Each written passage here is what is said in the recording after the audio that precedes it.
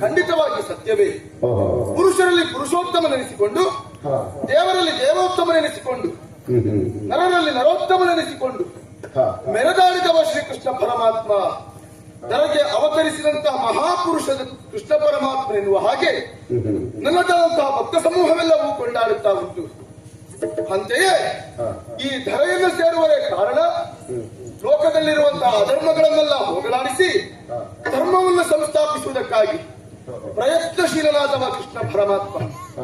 ಕಾರಣ ಭೂದೇವಿಗೆ ಕೊಟ್ಟಂತಹ ವಚನ, ಧರೆಯಲ್ಲಿ ಇರುವಂತಹ ಅಧರ್ಮಗಳನ್ನು ಹೋಗಲಾಡಿಸಬೇಕು, ಧರ್ಮವನ್ನು ಉಳಿಸಬೇಕು ಎನ್ನುವ ಕಾರಣಕ್ಕಾಗಿ ನನ್ನಲ್ಲಿ ಬಂದು ಭಿನ್ನಯಿಸಿಕೊಂಡಾಗ ಅವಳಿಗೆ ಅಭಯವನ್ನು ಕೊಟ್ಟವನಿದ್ದೇನೆ. ಅಂತೆಯೇ ಧರೆಗಿಳಿದು ಬಂದವನಿದ್ದೇನೆ. ಈ ಧರೆಯಲ್ಲಿ ಬಂದು ಧರ್ಮವನ್ನು ಸ್ಥಾಪಿಸಿದ್ದೇನೆ, ಅಧರ್ಮಗಳನ್ನು ಹೋಗಲಾಡಿಸಿದ್ದೇನೆ. ಯಾರು ಸತ್ಯ ಧರ್ಮ ನಿಷ್ಠೆಯಿಂದ ಬದುಕುತ್ತಾರೋ ಅಂತವರ ಪಾಲಿಗೆ ದೇವನಾಗಿ ಅವರ ರಕ್ಷಣೆಯನ್ನು ಮಾಡುತ್ತಾ ಇದ್ದವ. ಯಾರು ದುಷ್ಟರಂತೆ ದುಷ್ಟತನದಲ್ಲಿ ವರ್ತಿಸುತ್ತಾರೋ ಅಂತವರಿಗೆ ದುಷ್ಟ ಸ್ವರೂಪಿ ದುಷ್ಟನಾಶಕ ಎನ್ನುವಂತಹ ಬಿರುದನ್ನೂ ಪಡೆದವ ನಾನಿದ್ದೇನೆ. ಅಂತಹ ಕೃಷ್ಣ ಪರಮಾತ್ಮ ಇವತ್ತು ಶೃಂಗಾರ ಭರಿತನಾಗಿ, ಕೃಷ್ಣನಿಗೆ ಶೃಂಗಾರ ಬೇಕ ಸ್ವಾಮಿ, ಅಗತ್ಯವೇ ಇಲ್ಲ. ಆದರೂ ಈ ರೀತಿಯಾದಂತಹ ಶೃಂಗಾರ ಭರಿತನಾಗಿ ಹೊರಟದೆಲ್ಲಿಗೆ ಎನ್ನುವ ಪ್ರಶ್ನೆ ಸಾಮಾನ್ಯ ಜನರಲ್ಲಿ ಮೂಡುವುದು ಸ್ವಾಮಾನ್ಯವೇ. ಆದರೆ ಬಲವಾದ ಕಾರಣವೇ ಉಂಟು. ಹೇಳಿದ್ರಲ್ಲ ಗೋಪಬಾಲರು, ಇದ್ದಾಳ ಒಬ್ಬಳು ಚಂದ್ರಾವಳಿ ಈ ಲೋಕದಲ್ಲಿ ಅತಿ ರೂಪಸಿ ಆಕೆ ಎನ್ನುವ ಹಾಗೆ ಅಂಥವಳನ್ನ ಕಾಣಬೇಕಿರುವಂತಹ ಕುತೂಹಲ ನನಗೆ. ನನ್ನ ಸ್ವಭಾವ ಹೀಗೆ ಸ್ವಾಮಿ, ಒಂದು ವ್ಯಕ್ತಿಯನ್ನು ಅಥವಾ ವಸ್ತುವನ್ನು ಕಂಡಾಗ ಕೇಳಿದಾಗ ಅದರ ಮೂಲವನ್ನು ತಿಳಿದುಕೊಳ್ಳುವಂತಹ ಸ್ವಭಾವ ನನ್ನದು. ಹಾಗೆ ಈಕೆ ವಿಚಾರವನ್ನು ಕೇಳಿದಾಗ ಅವಳ ಬಗ್ಗೆ ಇನ್ನೂ ತಿಳಿದುಕೊಳ್ಳಬೇಕು ಎನ್ನುವಂತಹ ಕುತೂಹಲ ಹೆಚ್ಚಾಗುತ್ತಾ ಉಂಟು.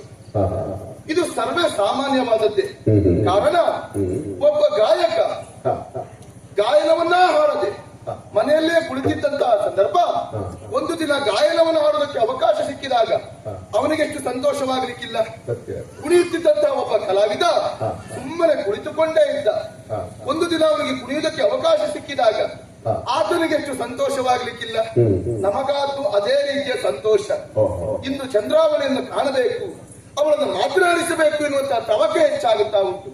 ಹಾಗಾಗಿ ಹೋಗಲ ಸರಿಯಾಗಲಿಕ್ಕಿಲ್ಲ. ನಮ್ಮ ಕಾರ್ಯ ಒಂದುಂಟು, ನಮ್ಮ ಕೆಲಸ ಬಿಟ್ಟು ಬೇರೆ ವ್ಯವಹಾರ ಮಾಡಲಿಕ್ಕಿಲ್ಲ. ನಮ್ಮ ಕೆಲಸ ಯಾವುದು? ಗೋಪಾಲಕರನ್ನೆಲ್ಲ ಕೂಡಿಸಿಕೊಂಡು ಇರುವಂತಹ ಗೋವುಗಳನ್ನು ಕಾಯುವುದು ಗೋಪಾಲಕರು. ಆ ಗೋವುಗಳನ್ನು ಮೇಯಿಸುತ್ತಾ ಮುಂದೆ ಸಾಗಬೇಕು. ಹಾಗಿದ್ರೆ ತಡ ಯಾಕೆ? ಮೊದಲು ನಮ್ಮ ಕೆಲಸ, ಆ ನಂತರ ಯೋಚನೆ ಮಾಡ್ತೇನೆ. ಗೋಪಾಲಕರನ್ನು ಕೂಡಿಸಿಕೊಂಡಿದ್ದೇನೆ,